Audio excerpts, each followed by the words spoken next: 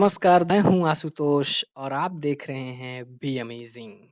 इससे पहले हमने रश्मिरथी में कर्ण और परशुराम के मिलन के बारे में पढ़ा था। आइए अब देखते हैं कर्ण का परशुराम के मिलन के बाद क्या होता है। जी हाँ दोस्तों, आज मैं आपके लिए रश्मिरथी का तीसरा भाग के आगे वाला पार्ट लेकर आया हूँ। तो आइए सुनते हैं आगे वाला भाग। मुख में वेद पीठ पर तरकस कर में कुठार विमल साप और सर दोनों ही थे जिस महान ऋषि के संबल। यह कुटीर है उसी महामुनि परशुराम बलशाली का भृगु के परम पुनीत वंशधर व्रति वीर प्रणपाली का। हाँ हाँ, वही कर्ण की जांघों पर अपना मस्तक धरकर सोए हैं तरुवर के नीचे आश्रम से किंचित हटकर। पत्तों से छन छन कर मीठी धूप माघ की आती है, पड़ती मुनि की थकी देह पर और थकान मिटाती है। कर्ण मुग्ध हो भक्ति भाव में मग्न हुआ सा जाता है।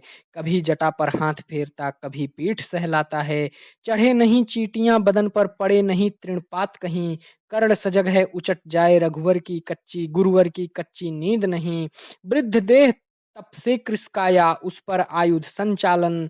हाय पड़ा श्रम भार देव पर, असमय यह मेरे कारण।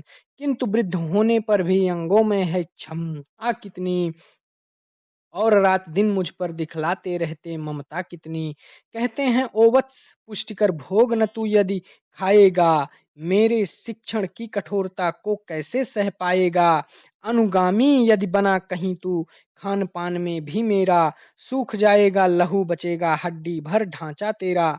जरा सोच कितनी कठोरता से मैं तुझे चलाता हूँ, और नहीं तो एक पांव दिन भर में रक्त जलाता हूँ। इसकी पूर्ति कहीं से होगी, बना अगर तू सन्यासी, इस प्रकार तो चबा जाएगी भूख तुझे सत्यानाशी। पत्थर सी हो मांसपेशियां, लोहे से भुज दंड अभय, नस नस में हो लहर आग की, तभी जवानी पाती जय। विप्र हुआ तो क्या रखेगा रोक अभी से खाने पर, कर लेना घनघोर तपस्या वह चतुर्थ के आने पर। ब्राह्मण का है धर्म त्याग, पर क्या बालक भी त्यागी हो। जन्म जन्म साथ सिलोच्छावृत के, ही क्या वे अनुरागी हों। क्या विचित्र रचना समाज की, क्या विचित्र रचना समाज की। गिरा ज्ञान ब्राह्मण घर में, मोती बरसा वैश्य वेश में। पड़ा खड़ग क्षत्रिय कर में, खड़ग बड़ा उद्धत होता है, उद्धत होते हैं राजे। इसीलिए तो सदा बजाते रहते वे रण के बाजे। और करे ज्ञानी ब्राह्मण क्या, असी विहीन मन डरता है। राजा देता मान भूप का, वह भी आदर करता है। सुनता कौन यहाँ ब्राह्मण की, करते सब अपने मन की। डूबो रही सोणित में भूको, भूपों की लिप्सारण की। और रण भी किस लिए, नहीं जग से दुख दैन्य भगाने को। पर शोषक पथ भ्रांत मनुज को, नहीं धर्म पर लाने को। रण केवल इसलिए कि राजे और सुखी हों मानी हों। रण केवल इसलिए कि राजे और सुखी हों मानी हों, और प्रजाएं मिले उन्हें वे और अधिक अभिमानी हों। रण केवल इसलिए कि वे कल्पित अभाव से छूट सकें, बढ़े राज्य की सीमा जिससे अधिक जनों को लूट सकें। रण केवल इसलिए कि सत्ता बढ़े नहीं पत्ता डोले, भूपों के विपरीत न कोई कहीं कभी भी कुछ बोले। ज्यों ज्यों मिलती विजय अहम नरपति का बढ़ता जाता है, और जोर से वह समाज से सिर पर चढ़ता जाता है। अब तो है यह दशा कि जो कुछ है वह राजा का बल है। ब्राह्मण खड़ा सामने केवल लिए शंख गंगा जल है। कहाँ तेज ब्राह्मण में, कहाँ तेज ब्राह्मण में, अविवेकी राजा को रोक सके। घरे धरे कुपथ पर जभी पाँव वह, तत्क्षण उसको टोक सके। और कहे भी तो ब्राह्मण की बात कौन सुन पाता है, और कहे भी तो ब्राह्मण की बात कौन सुन पाता है। यहाँ रोज राजा ब्राह्मण को अपमानित करवाता है। चलती नहीं यहाँ पंडित की, चलती नहीं यहाँ पंडित की, चलती नहीं तपस्वी की। जय पुकारती प्रजा रात दिन, राजा जय यशस्वी की। सिर था जो सारे समाज का, वही अनादर पाता है। जो भी खिलता फूल भुजा के ऊपर चढ़ता जाता है। चारों ओर लोभ की ज्वाला, चारों ओर भोग की जय। पाप भार से दबी धंसी जा रही धरा, पल पल निश्चय। जब तक भोगी भूप प्रजाओं के नेता कहलाएंगे। ज्ञान त्याग तप नहीं श्रेष्ठता, को जब तक पद पाएंगे, अशन वशन से हीन दीनता में जीवन धरने वाले, सहकर भी अपमान मनुजता की चिंता करने वाले, कवि कोविद विज्ञान विशारद कलाकार पंडित ज्ञानी, कनक नहीं कल्पना ज्ञान उज्ज्वल चरित्र के अभिमानी, इन विभूतियों को जब तक संसार नहीं पहचानेगा, राजाओं से अधिक पूज्य जब तक न इन्हें वह मानेगा, तब तक घड़ी, तब तक पड़ी आग में धरती, तब तक पड़ी आग में धरती इसी तरह अकुलाएगी, चाहे जो भी करे दुखों से छूट नहीं वह पाएगी। थकी जीभ समझकर, थकी जीभ समझाकर, गहरी लगी ठेस अभिलाषा को, भूप समझता नहीं और कुछ छोड़ खड़क की भाषा को, रोक टोक से नहीं सुनेगा, रोक टोक से नहीं सुनेगा, नृप समाज अविचारी है, ग्रीवाहर निष्ठुर कुठार का यह मदांध अधिकारी है।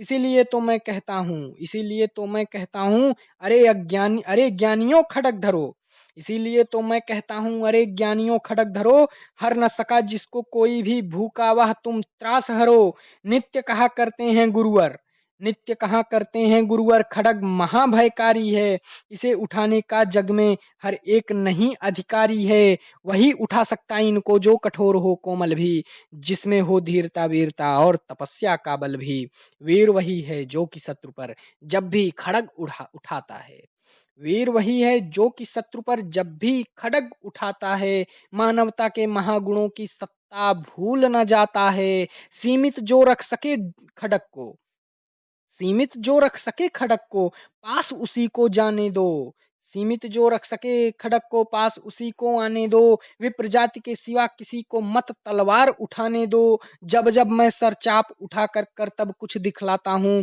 सुनकर आशीर्वाद देव का धन्य धन्य हो जाता हूँ, जियो जियो ऐवल्य वत्य, जियो जियो ऐवत्य वीर तुमने कैसा यह मारा है, दहक उठावन उधर इधर फूटी निर्झर की धारा है, मैं संकित था ब्राह्म्य वीरता मेरे साथ मरेगी क्या, परशुराम की याद विप्र की जाति न जुगा धरेगी क्या, पाकर तुम्हें किंतु इस वन में, पाकर तुम्हें किंतु इस वन में मेरा हृदय हुआ शीतल, पाकर किंतु तुम्हें इस वन में मेरा हृदय हुआ शीतल, तुम अवश्य ढोओगे उसको मुझ में है जो तेज अनल, जियो जियो ब्राह्मण कुमार तुम अक्षय कीर्ति कमाओगे, एक बार तुम भी धरती को निह क्षत्रिय कर जाओगे, निश्चय तुम ब्राह्मण कुमार हो कवच और कुंडलधारी, तब कर सकते और माता पिता किसके इतने भारी। यानी कि इसमें परशुराम जी कर्ण को समझा रहे हैं, कर्ण को शिक्षा दे रहे हैं, क्योंकि कर्ण ने उनसे झूठ बोला कि वह ब्राह्मण का पुत्र है, तो ब्राह्मण का पुत्र होने के नाते परशुराम उसको समझा रहे हैं कि ब्राह्मण होने का अर्थ क्या है, और अगर ब्राह्मण शस्त्र उठाता है तो उसकी क्या मायने हैं, उसकी क्या जिम्मेदारी है, भगवान परशुराम इसमें कर्ण से कह रहे हैं। आगे देखते हैं, किंतु हाय ब्राह्मण कुमार सुन प्राण कपा कांपने लगते हैं, किंतु हाय ब्राह्मण कुमार सुन प्राण लगते हैं, मन उठता धिक्कार हृदय में भाव ग्लानि के जगते हैं, गुरु का प्रेम किसी को भी क्या ऐसे कभी खला होगा, और शिष्य ने कभी किसी गुरु को इस तरह छला होगा, पर मेरा क्या दोष हाय मैं और दूसरा क्या करता, पिसारा अपमान द्रोण के मैं कैसे पैरों पड़ता, और पांव पड़ने से भी क्या गूढ़ ज्ञान सिखलाते वे, एकलव्य सा नहीं अंगूठा क्या मेरा कटवाते वे। यानी कर्ण ये बातें परशुराम की सुनकर मन से खिन्न हो रहा है, उसको अपने मन में ग्लानि हो रही है कि उसने परशुराम से झूठ बोला, पर वह झूठ क्यों नहीं बोलता। गुरु द्रोणाचार्य उसे शिक्षा देने को तैयार नहीं थे, दुनिया में उसे कोई भी धनुर्विद्या की शिक्षा देने को तैयार नहीं था। अगर वह गुरु द्रोण के प्रति समर्पित हो जाता तो जिस प्रकार से गुरु द्रोण ने अर्जुन को सर्वश्रेष्ठ धनुर्धर बनाने के लिए एकलव्य का अंगूठा काट लिया था, क्या उसी प्रकार से वह कर्ण का नहीं कर सकते थे। इसलिए कर्ण गुरु द्रोण के सामने झुक ना सका और भगवान परशुराम के पास पहुंचा झूठ बोलकर ही। अब आगे देखते हैं क्या कर्ण सोचता है। हाय कर्ण तू क्यों जन्मा था, हाय कर्ण तू क्यों जन्मा था, जन्मा तो क्यों वीर हुआ, कवच और कुंडल भूषित भी तेरा अधम शरीर हुआ, धस जाए वह देश अतल में गुड़ की जहां नहीं पहचान, जाति गोत्र के बल से ही आदर पाते हैं जहां सुजान, नहीं पूछता है कोई तुम वीर व्रती या दानी हो, सभी पूछते मात्र यही तुम किस कुल के अभिमानी हो, मगर मनुज क्या करे जन्म लेना तो उसके हाथ नहीं, मगर मनुज क्या करे जन्म लेना तो उसके हाथ नहीं, चुनना जाति और कुल अपने अपने बस की तो है बात नहीं। मैं कहता हूँ अगर विधाता नर को मुट्ठी में भरकर कहीं छींट दे ब्रह्मलोक से ही नीचे भूमंडल पर, तो भी विविध जातियों में ही मनुज यहाँ आ सकता है। नीचे हैं क्यारियां बनी तो बीज कहाँ जा सकता है। कौन जन्म लेता किस कुल में, कौन जन्म लेता किस कुल में, आकस्मिक ही है यह बात। छोटे कुल पर किंतु यहाँ होते तब भी कितने आघात। हाय जाति छोटी है, हाय जाति छोटी है तो फिर सभी हमारे गुण छोटे। हाय जाति बड़ी तो बड़े बने वे रहें लाख चाहे खोटे। गुरु को लिए कर्ण चिंतन में था जब मग्न अचल बैठा, तभी एक बिस्किट कहीं से आसन के नीचे बैठा। वज्र द्रंष्ट वह लगा कर्ण के उर को कुतर कुतर खाने, और बनाकर छिद्र मांस में मंद मंद भीतर जाने। कर्ण विकल हो उठा, दुष्ट भौरे पर हाथ धरे कैसे, बिना हिलाए अंग कीट को किसी तरह पकड़े कैसे। पर भीतर उस धसे कीट तक हाथ नहीं जा सकता था, बिना उठाए पांव शत्रु को कर्ण नहीं पा सकता था। किंतु पांव के हिलते ही गुरुवर की नींद उचट जाती। सहम गई यह सोच कर्ण की भक्तिपूर्ण विह्वल छाती। सोचा उसने अतः कीट यह पिए रक्त पीने दूंगा, गुरु की कच्ची नींद तोड़ने का पर पाप नहीं लूंगा। बैठा रहा अचल आसन से कर्ण बहुत मन को मारे, आह निकाले बिना सिलासी सहनशीलता को धारे। किंतु लहू की गर्म धारा जो सहसा आन लगी तन में, परशुराम जाग पड़े रक्त को देख हुए विस्मित मन में। कर्ण झपट उठा इंगितों में गुरु से आज्ञा लेकर, बाहर किया कीट को उसने छत में से उंगली देकर। परशुराम बोले शिव शिव तूने यह की मूर्खता बड़ी, सहता रहा अचल जाने कब से ऐसी वेदना पड़ी। तनिक लजाकर कर्ण ने कहा नहीं अधिक पीड़ा मुझको, महाराज क्या कर सकता है यह छोटा कीड़ा मुझको। मैंने सोचा हिला डुला तो वृथा आप जग जाएंगे, क्षण भर को विश्राम मिला तो नाहक उसे गवाएंगे।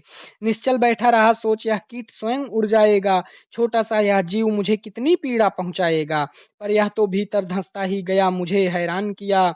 लज्जित हूं इसलिए कि सब कुछ स्वयं आपने देख लिया। परशुराम गंभीर हो गए सोच न जाने क्या मन में, परशुराम गंभीर हो गए सोच न जाने क्या मन में। फिर सहसा क्रोधाग्नि भयानक भभक उठी उनके तन में। दांत पीस आंखें तरेर कर बोले कौन छली है तू, ब्राह्मण है या और किसी अभिजन का पुत्र बलि है तू। सहनशीलता को अपनाकर ब्राह्मण कभी न जीता है, किसी लक्ष्य के लिए नहीं अपमान हलाहल पीता है। सह सकता जो कठिन वेदना, पी सकता अपमान वही, बुद्धि चलाती जिसे तेज का कर सकता बलिदान वही। तेज पुंज ब्राह्मण तिल तिल कर जले नहीं यह हो सकता, किसी दशा में भी स्वभाव अपना वह कैसे खो सकता। कसक भोगता हुआ विप्र निश्चल कैसे रह सकता है, इस प्रकार की चुभन वेदना क्षत्रिय ही सह सकता है। तू अवश्य ही क्षत्रिय है पापी, बता न तो फल पाएगा। परशुराम के कठिन साप से अभी भस्म हो जाएगा। क्षमा क्षमा है देव दयामय, क्षमा क्षमा है देव दयामय। गिरा कर्ण गुरु के पद पर, मुख विकर्ण हो गया अंग कांपने लगे भय से थर थर। सूत पुत्र मैं शूद्र कर्ण हूँ, करुणा का अभिलाषी हूँ, जो भी हूँ पर देव आपका अनुचर अंतेवासी हूँ। छली नहीं मैं हाय किंतु छल का ही तो यह काम हुआ। आया था विद्या संचय को किंतु व्यर्थ बदनाम हुआ। बड़ा लोभ था बनु शिष्य में कार्तवीर्य के जेता का, तपोदीप्त सूरमा विश्व के नूतन धर्म प्रणेता का। पर शंका थी मुझे सत्य का अगर पता पा जाएंगे, महाराज मुझ सूत पुत्र को कुछ भी नहीं सिखाएंगे। बता बता सका तो मैं नहीं, इसी से प्रभु जाति अपनी छोटी, करे देव विश्वास भावना और न थी कोई खोटी। पर इतने से भी लज्जा में हाय गड़ा सा जाता हूँ, मारे बिना हृदय में अपने आप मरा सा जाता हूँ। छल से पाना मान जगत में किलविष है मल ही तो है, ऊंचा बना आपके आगे सचमुच यह छल ही तो है। पाता था सम्मान आज तक दानी व्रती बलि होकर, अब जाऊंगा कहाँ स्वयं गुरु के सामने छली होकर। करें भस्म ही मुझे देव सम्मुख है मस्तक नत मेरा, है एक कसक रह गई नहीं पूरा जीवन का व्रत मेरा। गुरु की कृपा साप से जलकर अभी भस्म हो जाऊंगा, पर मदांध अर्जुन का मस्तक देव कहाँ मैं पाऊंगा। यह तृष्णा यह विजय कामना मुझे छोड़ क्या पाएगी, प्रभु अतृप्त वासना मरे पर भी मुझको भरमाएगी। दुर्योधन की हार देवता कैसे सहन करूंगा मैं, अभय देख अर्जुन को मरकर भी तो रोज मरूंगा मैं। परशुराम का शिष्य कर्ण पर जीवन दान न मांगेगा, बड़ी शांति के साथ चरण को पकड़ प्राण निज त्यागेगा। प्रस्तुत हूँ दे साप किंतु अंतिम सुख तो यह पाने दें, इन्हीं पाद पद्मों के ऊपर मुझको प्राण गंवाने दें।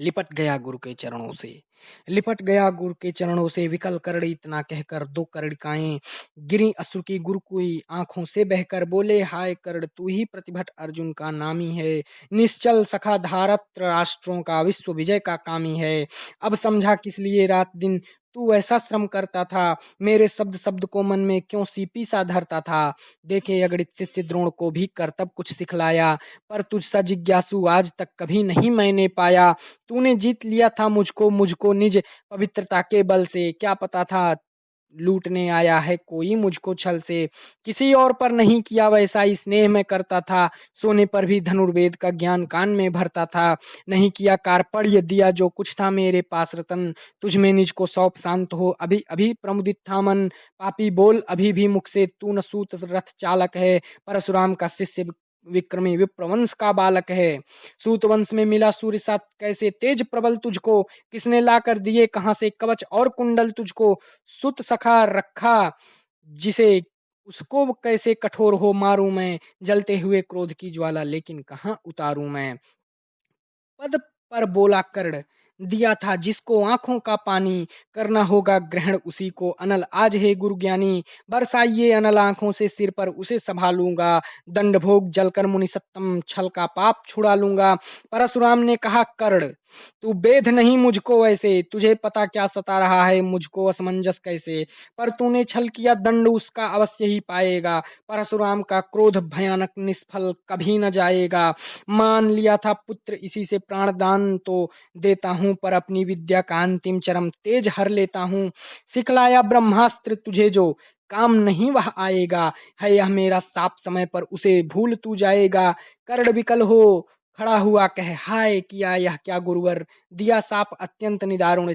लिया नहीं जीवन क्यों हर वर्षों की साधना साथ ही प्राण क्यों लेते हैं अब किस सुख के लिए मुझे धरती पर जीने देते हैं परशुराम ने कहा कर्ण यह साप अटल है सहन करो जो कुछ मैंने कहा उसे सिर पर ले सादर वहन करो इस महेंद्र गिर के पर तुमने कुछ थोड़ा नहीं कमाया है मेरा संचित निखिल ज्ञान तूने मुझसे ही पाया है रहा नहीं ब्रह्मास्त्र एक इससे क्या आता जाता है एक शस्त्र बल से नवीर कोई सब दिन कहलाता है नई कला नूतन रचनाएं नई सूझ नूतन साधन नए भाव नूतन उमंग से वीर बने रहते नूतन तुम तो स्वयं दीप्त पौरुष हो कवच और कुंडलधारी इनके रहते तुम्हें जीत पाएगा कौन सुभट भारी अच्छा लो वर भी कि विश्व में तुम महान कहलाओगे भारत का इतिहास कीर्ति से और धवल कर जाओगे अब जाओ लोविदा वत्स कुछ कड़ा करो अपने मन को रहने देते नहीं यहाँ पर हम अभिशप्त किसी जन को हाय छीनना पड़ा मुझी को दिया हुआ अपना ही धन सोच सोच कर बहुत विकल हो रहा नहीं जाने क्यों मन व्रत का पर निर्वाह कभी ऐसे भी करना होता है इस कर से जो दिया उसे कर से हरना ही होता है अब जाओ तुम कर्ण कृपा करके मुझको निसंग करो देखो मतियों सजल दृष्टि से व्रत मेरा तुम भंग करो आह बुद्धि कहती कि ठीक था जो कुछ किया परंतु हृदय मुझसे कर विद्रोह तुम्हारी मना रहा जाने क्यों जय अनायास गुणशील तुम्हारे मन में उगते आते हैं भीतर किसी असुर गंगा में मुझे बोर नहलाते हैं जाओ जाओ कर्ण मुझे बिल्कुल असंग हो जाने दो बैठ किसी एकांत कुंज में मन को स्वस्थ बनाने दो भय है तुम्हें निराश देखकर छाती कहीं न फट जाए फिरा न लूं अभिशाप पिघल कर वाणी नहीं उलट जाए इस प्रकार कह परशुराम ने फिरा लिया आनन अपना जहां मिला था वहीं कर्ण का बिखर गया प्यारा सपना छूकर उनका चरण कर्ण ने अर्ध अश्रु का दान किया और उन्हें जी भर कर निहार कर मंद मंद प्रस्थान किया परशुधर के चरण की धूल लेकर उन्हें अपने हृदय की भक्ति देकर निराशा से विकल टूटा हुआ सा किसी गिरी श्रृंग से छूटा हुआ सा चला खोया हुआ सा कर्ण मन में कि जैसे चांद चलता हो गहन में कि जैसे चांद चलता हो गहन में दोस्तों यहाँ रश्मिरथी के द्वितीय सर्ग का समापन होता है यहाँ पे कर्ण को भगवान परशुराम से एक भयानक श्राप मिलता है जिसका फल उसे अपनी मृत्यु के साथ चुकाना पड़ता है आगे मिलते हैं रश्मिरथी के तृतीय सर्ग के साथ जहाँ पे हम भगवान कृष्ण के रौद्र रूप को देखेंगे फिर मिलते हैं तब तक के लिए मुझे दीजिए इजाजत नमस्कार